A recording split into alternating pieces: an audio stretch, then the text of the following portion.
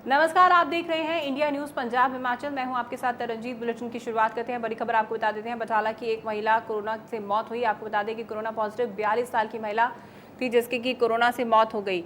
महिला को जालंधर उसके बाद दिल्ली रेफर किया गया। इलाज के दौरान महिला की मौत हो गई।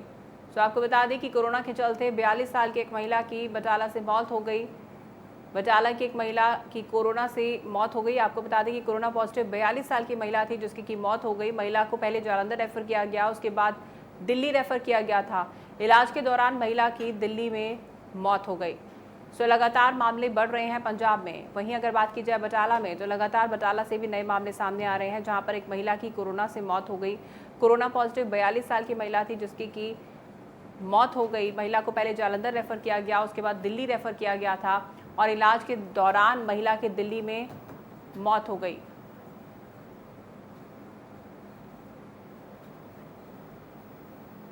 तो लगातार पंजाब में हालांकि मामले बढ़ रहे हैं लेकिन रिकवरी रेट भी अच्छा है। लेकिन जो जिन केसेस में ज़्यादा कॉम्प्लिकेशंस होती हैं या फिर एज फैक्टर एक बहुत बड़ा फैक्टर है जिसके चलते जो डेथ रेट है वो देखा जाता है। और दूसरा, जिनमें कॉम्प्लिकेशंस होती हैं, जो लोग डायबिटीज होते हैं या फिर उनमें और कोई बीमारी होती है और कोई कॉम्प्लिकेशंस होती हैं, उन केसेस में देखा गया है कि ज़्यादातर डेथ रेट देखा जा रहा है।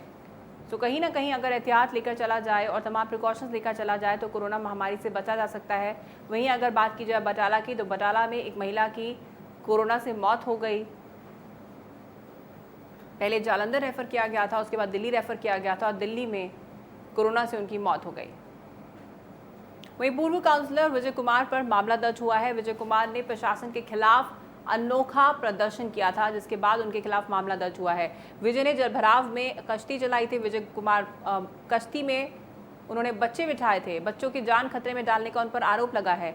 बठिंडा के कई इलाकों में आपको बता दें कि जलभराव हुआ था और इस दौरान उन्होंने कश्ती में बच्चों को बिठाया था जिसके कारण बच्चों की जान खतरे में डालने का उन पर आरोप लगा था। ये तस्वीरें आप देख रहे हैं और उसके बाद उनके खिलाफ मामला दर्ज कर दिया गया।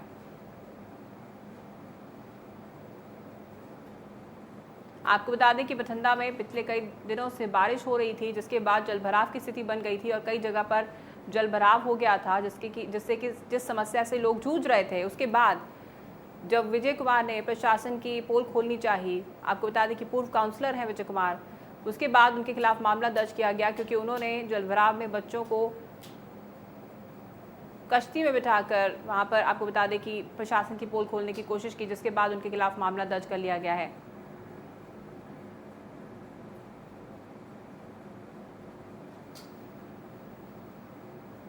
पंजाब में सिर्फ बठिंडा की बात नहीं करते हैं, अलग अलग ज़िलों की अगर बात की जाए तो इस तरह की तस्वीरें देखने को मिल रही हैं जहां पर प्रशासन के खोखले दावे साबित होते नज़र आ रहे हैं। प्रशासन की पोल खुलती हुई नज़र आ रही है। अलग अलग ज़िलों में पंजाब के इस तरह से जलभराव की समस्या हो रखी है और लोगों को खासा दिक्कतों का सामना करना पड़ रहा है। तो कहीं ना कहीं जहां एक तरफ प्रशासन की तरफ से बड़े बड़े दावे किए जाते हैं, पानी की निकासी को लेकर हर साल दावे किए जाते हैं, लेकिन यहाँ पर ये जो तस्वीरें बयान कर रही हैं ये कुछ और ही बयान कर रही हैं। यहाँ पर प्रशासन के दावे खोखले साबित हुए हैं। तो आपको बता दें कि जगह जगह पंजाब के अलग अलग ज़िलों में जलभराव की समस्या हो रखी है जिसके चलते लोगों को कई दिक्कतों का सामना करना पड़ रहा है।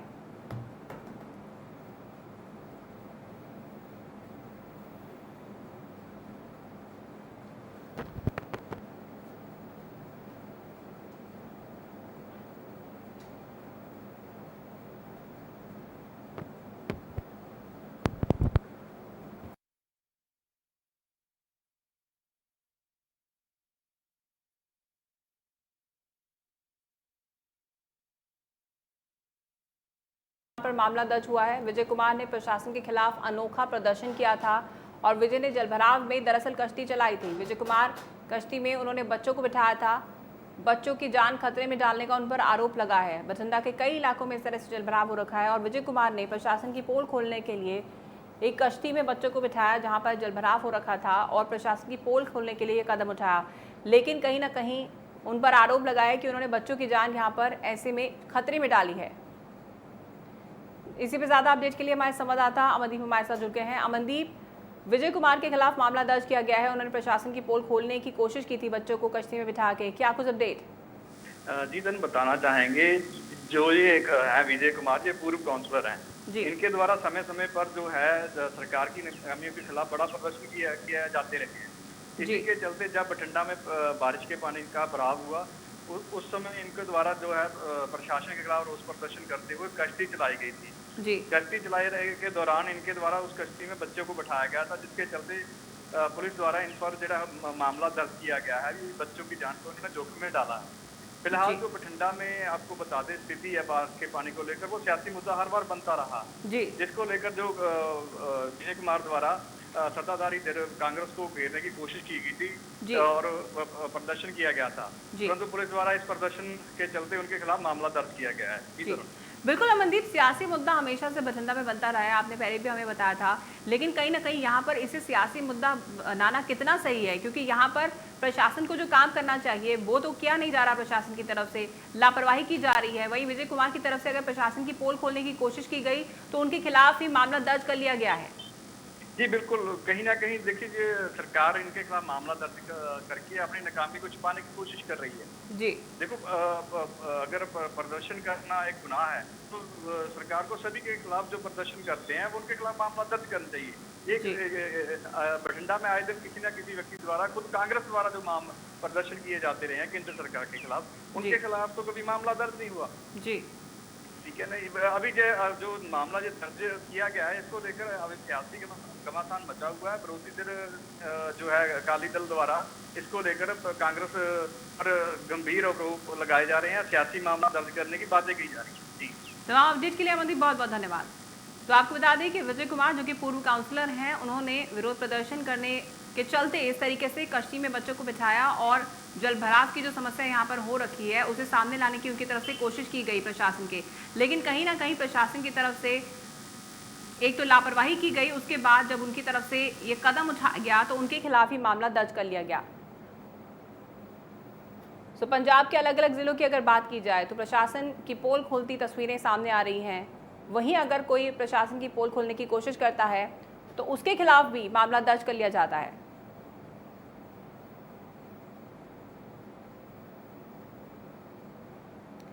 वहीं बलूचिस्तान की राजधानी कोटा में 73 सालों से गुरुद्वारा श्री गुरु सिंह सभा बंद था, जिसे अब संगतों के लिए खोल दिया गया है। इस दौरान श्री अकाल तख्त साहब के जथेदार ज्ञानी हरप्रीत सिंह ने सिखों का स्वागत किया। वहीं ज्ञानी हरप्रीत सिंह ने पत्रकारों से बातचीत करते हुए कहा कि गुरुद्वारा बंद होने की वजह से बलूचिस्तान के सिखों को अपनी धार्मिक आस्था पूरी करने में मुश्किल आ रही थी। साथ ही उन्होंने गुरुद्वारा साहब खुलवाने के लिए पाकिस्तान सरकार और पाकिस्तान सिख गुरुद्वारा प्रबंधक कमेटी का धन्यवाद किया।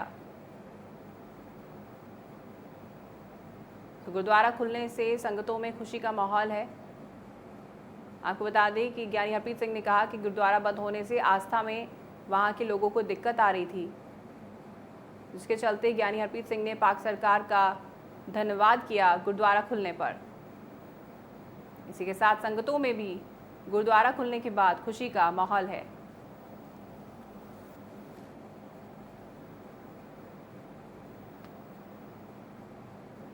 बड़ी खुशी वाली गल है कि पाकिस्तान के बलोचिस्तान स्टेट के अंदर जो उत्थों की राजधानी है कोयटा के एक गुरुद्वारा सिंह सभा जो बहुत ही खूबसूरत ते आलीशान जिसकी इमारत सी और 73 वरियां तो वो बंद पिया सी।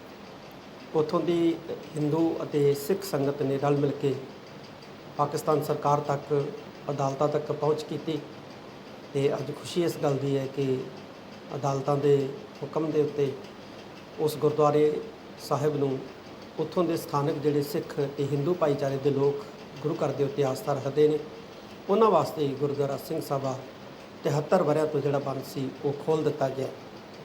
इसलिए मैं बलोचिस्तान के अंदर जिहड़ी सिख संगत हिंदू संगत रहिंदी है गुरुद्वारा साहिब के उत्ते विश्वास रखती है, मैं उस सारी संगत का ही जिहड़ा है वो धन्यवाद करना चाहुंदा जिन्हां ने विशेष यतन किए, उपराले किए, कोर्टां तक पहुँच की, अदालतों तक पहुँच की, सरकारां तक पहुँच की। ते दूसरा पाकिस्तान सिख गुरुद्वारा प्रबंधक कमेटी उन्हें सहयोग दिता, पाकिस्तान सरकार जिन्हें बहुत ज़्यादा जिहड़ा है सहयोग दिता, बलोचिस्तान गौरमेंट सारा का ही जिहड़ा तहे दिलों धन्यवाद करदा है कि लंबे अरसे तो बंद गुरुद्वारा साहब जिहड़ा है सिख संगतां लई हिंदू संगतां लई जिहड़ियां गुरु घर ते आस्था रखदियां ने वो खोलिया गया। वाहिगुरू। तो पाक सरकार का धन्यवाद किया ज्ञानी हरप्रीत सिंह ने। और संगतों में भी गुरुद्वारा खुलने से खुशी का माहौल है। वहीं पंजाब में बीते दिनों में झमाझम बारिश देखने को मिली थी, जिसके बाद कई इलाकों में जलभराव की समस्या पैदा हो गई। तरन तारण के कई इलाकों में भी जलभराव की समस्या को देखा गया। ये तस्वीरें हल्का खेमकरण की हैं, जहां पर बारिश के पानी की निकासी न होने के कारण लोगों को परेशानियों का सामना करना पड़ रहा है। ये गंदा पानी लोगों के घरों में घुस रहा है, जिससे बीमारियों का खतरा और बढ़ गया है। तरन तारण की ये तस्वीरें, जहां पर जलभराव की स्थिति के चलते गंदा पानी लोगों के घरों के अंदर जा रहा है, जिसके चलते बीमारियों को कहीं ना कहीं दावत दी जा रही है। एक तरफ कोरोना का कहर पंजाब में लगातार बढ़ता जा रहा है, पंजाब के अलग अलग ज़िलों में, वहीं इस तरह की तस्वीरें जब सामने आती हैं तो वाकई चिंता का विषय हो जाता है, क्योंकि गंदा पानी इस तरीके से जब लोगों के घरों में जाएगा तो बड़ी बीमारियों को ये दावत देगा। वहीं प्रशासन की तरफ से पूरी लापरवाही की जा रही है, किसी भी तरह का ठोस कदम नहीं उठाया जा रहा है। यहाँ पर पानी की निकासी का किसी भी तरह का कोई इंतजाम नहीं किया गया है और लोगों की समस्याएं सुनने वाला भी कोई नहीं है। यहाँ पर बारिश से हालांकि मौसम में बदलाव ज़रूर आया है, लेकिन कहीं ना कहीं ये बरसात लोगों के लिए आफत बनकर आई है, क्योंकि लगातार जलभराव की वजह से गंदा पानी जमा हो रहा है, पानी की निकासी नहीं हो रही है और कहीं ना कहीं ये बरसात इस तरीके से लोगों के लिए आफत बनाई है।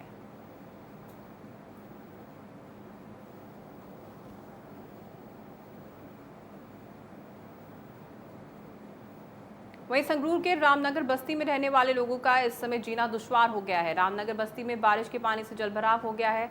आप तस्वीरें देख सकते हैं कि यहाँ पर पानी घुटनों तक भरा हुआ है, जिसके कारण यहाँ पर लोग घर होने के बावजूद बेघर हो गए हैं, क्योंकि घरों में गंदे पानी ने अपना डेरा डाला हुआ है। वहीं आपको बता दें कि संगरूर में सीवरेज की समस्या को हल करने के लिए अकाली दल की सरकार ने 110 करोड़ रुपए का प्रोजेक्ट चलाया था, जिसकी हवा ये तस्वीरें निकाल रही हैं। तो संगरूर में इस तरीके की तस्वीरें सामने आई, जिस तरह से हमने आपको तरन तारण की तस्वीरें दिखाई, वहाँ पर जलभराव की स्थिति बनी हुई थी, गंदा पानी जमा हुआ था। यहाँ पर संगरूर में भी ऐसी ही कुछ स्थिति देखने को मिली, जिससे कि लोगों को इन्फेक्शन भी हो रहे हैं, अलग अलग तरह के स्किन इन्फेक्शंस भी हो रहे हैं। और दूसरी तरफ जलभराव होने की वजह से गंदा पानी भरा हुआ है और लोगों के घरों में जा रहा है, जिससे कई बीमारियों को ये दावत देता है और लोगों को कई दिक्कतों का सामना करना पड़ रहा है। कोरोना महामारी के इस दौर में इस तरह की जब तस्वीरें सामने आती हैं तो वाकई ही चिंता का विषय यहाँ पर हो जाता है। वहीं पूरे देश में 26 जुलाई को कारगिल विजय दिवस मनाया जाएगा। इस मौके पर कारगिल युद्ध में शहीद हुए जवानों को एक सुर में याद किया जाएगा। साथ ही राजनीतिक पार्टी की तरफ से बड़ी बड़ी बातें ज़रूर की गई थी, लेकिन शहीदों के परिवारों के साथ सरकार ने जो वादे किए थे वो पूरे नहीं हुए हैं, जिसके बारे में कारगिल युद्ध में शहीद हुए गुरदासपुर के नायक रणवीर सिंह के परिवार ने सरकार की पोल खोल दी है। परिवार का कहना है कि सरकार ने वादा तो किया था कि वे शहीद के नाम का गेट बनवाएंगे, स्टेडियम बनवाएंगे, लेकिन सरकार ने अभी तक अपना कोई भी वादा पूरा नहीं किया है। तो आपको बता दें कि 26 जुलाई को कारगिल विजय दिवस मनाया जाएगा और इसके चलते शहीदों के परिवारों ने ये कहा कि सरकार की तरफ से जितने भी वादे पूरे करने की बात कही गई थी वो सारे वादे नाकाम साबित हुए हैं। कोई भी वादा सरकार की तरफ से पूरा नहीं किया गया है। कारगिल युद्ध भारतीय फौज की वीरता शौर्य ਨੂੰ ਦਰਸਾਉਂਦਾ है। उस युद्ध ਵਿੱਚ पूरे देश 527 सैनिक शहीद होए, जिन्हां ਵਿੱਚੋਂ शहीदों की जन्म भूमि जिला गुरदासपुर ने अपने 8 सैनिक जिहड़े हैं उस युद्ध विच कुर्बान कर दिते।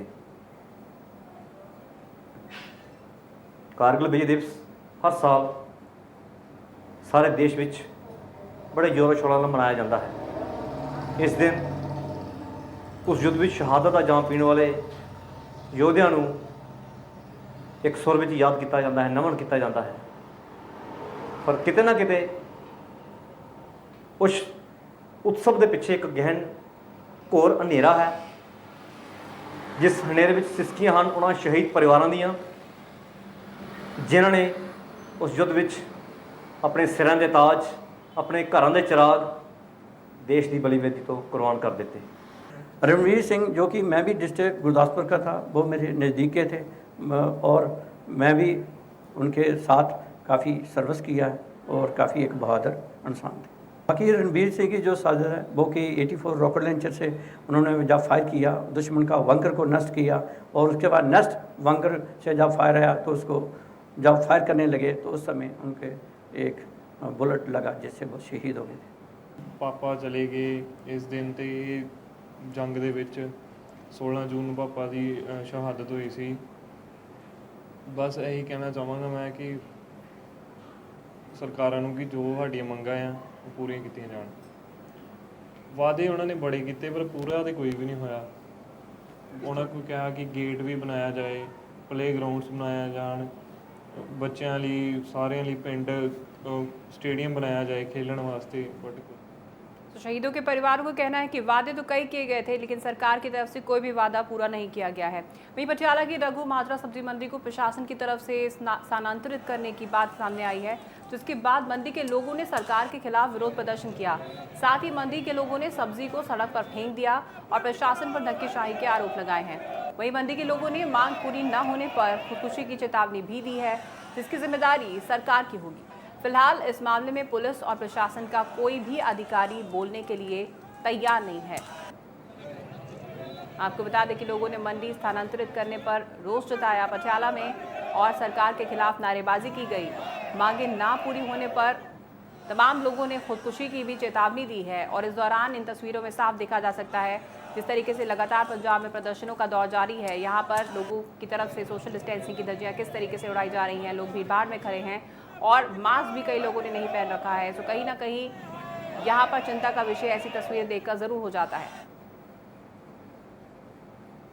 काफी दिनों से राजनीतिक बयानबाजी से दूर रहे पूर्व पंजाब कैबिनेट मंत्री नवजोत सिंह सिद्धू ने मुख्यमंत्री कैप्टन को एक पत्र लिखा है।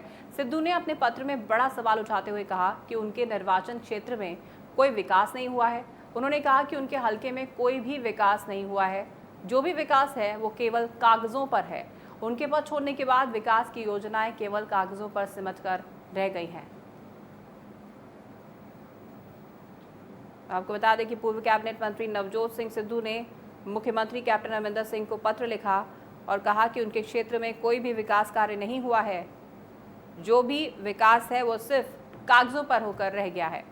वहीं पंजाब में कोरोना अपने पैर पसारता जा रहा है। कैप्टन सरकार लगातार कोरोना को रोकने की कोशिशें कर रही है। पंजाब में कोरोना से अब तक 11,735 से ज़्यादा लोग संक्रमित हो चुके हैं। पिछले 24 घंटे में कोरोना से 435 से ज़्यादा नए केस सामने आए हैं। वहीं आपको बता दें कि अगर पंजाब में रिकवरी रेट की बात की जाए तो पंजाब में रिकवरी रेट भी काफ़ी अच्छा है। मैक्सिमम पेशेंट्स ठीक होकर अपने घरों को जा रहे हैं या फिर ज़्यादातर पेशेंट्स होम आइसोलेशन में हैं। सो ज़्यादा चिंता उन लोगों को करनी है जिनकी कॉम्प्लिकेशंस हैं, जो डायबिटिक हैं, उनको अच्छे से अपना ख्याल रखना है। आगे बढ़ते हैं। देश में कोरोना तेज़ी से फैल रहा है। पिछले 24 घंटे में कोरोना के 39,300 से अधिक नए मामले सामने आए हैं। वहीं कोरोना मरीजों की संख्या 12,85,000 के पार हो चुकी है। इस महामारी के कारण अब तक 30,640 से ज़्यादा लोगों ने अपनी जान गंवा दी। वहीं पिछले 24 घंटों में करीब 740 लोगों ने अपनी जान गंवा दी कोरोना के चलते। लेकिन यहाँ पर एक अच्छी बात ये भी है कि भारत में रिकवरी रेट काफ़ी अच्छा है। मैक्सिमम पेशेंट्स ठीक होकर अपने घरों को जा रहे हैं। डेथ रेट अगर देखा जा रहा है तो ज़्यादा एज ग्रुप वाले लोगों में देखा जा रहा है जिनको खासतौर पर कॉम्प्लिकेशंस हैं। सो बहुत ज़रूरी हो जाता है कि आप अपनी इम्यूनिटी स्ट्रांग रखें, अच्छी चीज़ों का सेवन करें।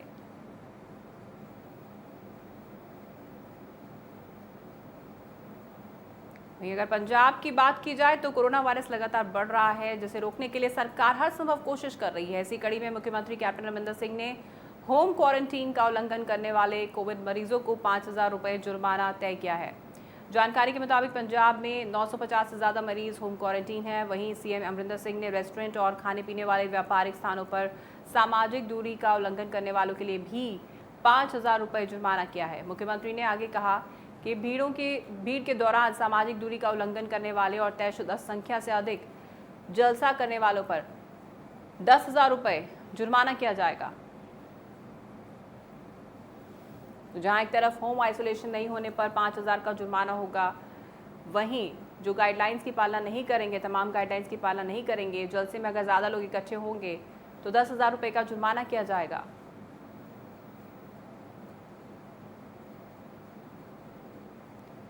कई ऐसी घटनाएं हैं जो किसी फिल्म की मामूली कहानी की तरह जानी जाती हैं। ऐसा एक मामला पटियाला में पेश हुआ है, जहां पर परिवार से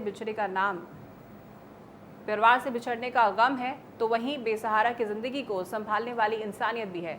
2011 में यूपी का अब्दुल अपने परिवार से बिछड़ गया और पटियाला पहुंच गया। दिक्कत ये भी थी कि अब्दुल ना तो बोल सकता है और ना ही सुन सकता है। ऐसे में उसके परिवार वालों को खोजना नामुमकिन लगने लगा। इस दौरान श्री फतेहगढ़ साहब में गुरनाम सिंह नाम के एक शख्स ने पुलिस की मदद से अब्दुल को पटियाला की society for welfare of the handicap school में सौंप दिया। इस दौरान स्कूल प्रबंधक ने अब्दुल की पढ़ाई और खाने पीने का जिम्मा उठा लिया। काफ़ी दिन बाद अब्दुल ने एक फेसबुक अकाउंट बनाया और अपने साथ नहीं सुनने वाले और बोलने वालों को फ्रेंड लिस्ट में जोड़ने लगा। इसी बीच उसकी दोस्ती उत्तर प्रदेश में रहने वाले एक लड़के से हो गई। धीरे धीरे वो एक दूसरे को जानने लगे और पहचानने लगे। अब्दुल ने सारी बात स्कूल प्रिंसिपल को बताई, जिसके बाद प्रिंसिपल ने दोस्त के परिवार से फ़ोन पर बात की, जिसके बाद अब्दुल के परिवार वालों ने पटियाला आकर अब्दुल को गले लगाया। वहीं स्कूल स्टाफ की तरफ से पुलिस की मौजूदगी में अब्दुल को उनके पिता को सौंप दिया गया। आपको बता दें कि यूपी से भटक कर ये लड़का, अब्दुल नाम का लड़का, पटियाला आ गया था, जो सुन नहीं सकता था, ना बोल सकता था, और किस तरीके से लोगों ने इसकी मदद की। एक अच्छी इंसानियत की मिसाल यहाँ पर पेश हुई है। तो कहीं ना कहीं ऐसे लोगों से सीखने को मिलता है कि दुनिया में ऐसे लोग भी हैं जिनका कर्तव्य दूसरों की मदद करना है। वहीं पंजाब में लूट की वारदात दिन ब दिन बढ़ती जा रही है। वहीं नाभा में दिन दहाड़े एक लड़की से बाइक पर सवार 3 बदमाश फ़ोन छीनकर भाग गए। हालांकि लड़की के शोर मचाने पर कुछ लोगों ने बदमाशों का पीछा किया और एक बदमाश को पकड़ लिया, जबकि 2 बदमाश भागने में कामयाब हो गए। फिलहाल पुलिस ने बदमाश को कब्जे में ले लिया है और मामला दर्ज कर अन्य 2 बदमाशों की तलाश शुरू कर दी है।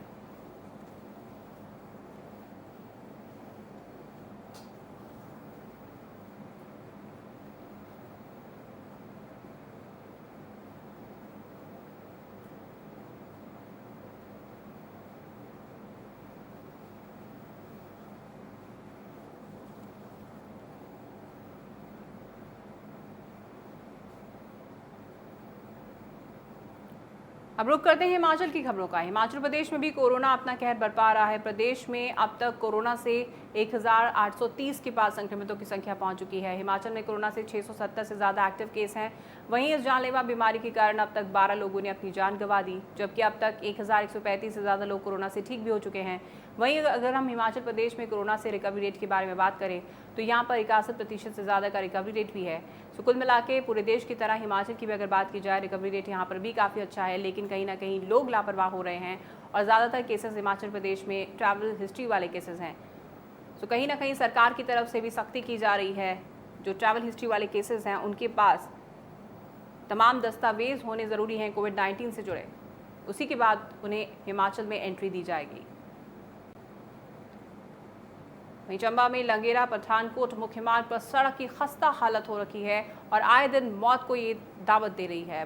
बरगाल गांव के पास क्षतिग्रस्त सड़क के चलते दुर्घटनाएं मुंह फैलाए खड़ी हैं, लेकिन स्थानीय प्रशासन और पीडब्ल्यूडी विभाग की आंख पर पट्टी बंधी हुई है।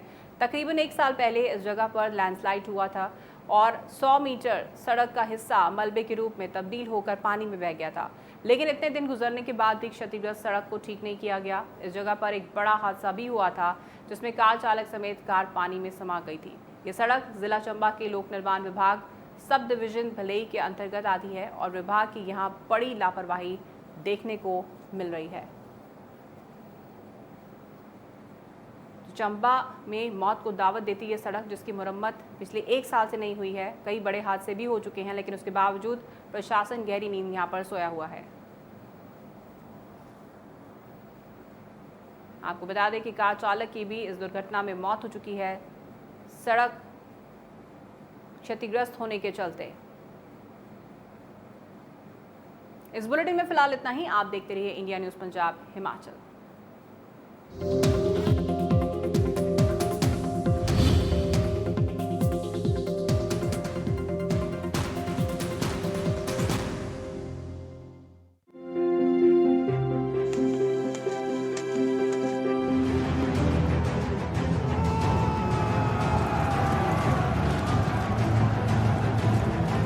सार्वजनिक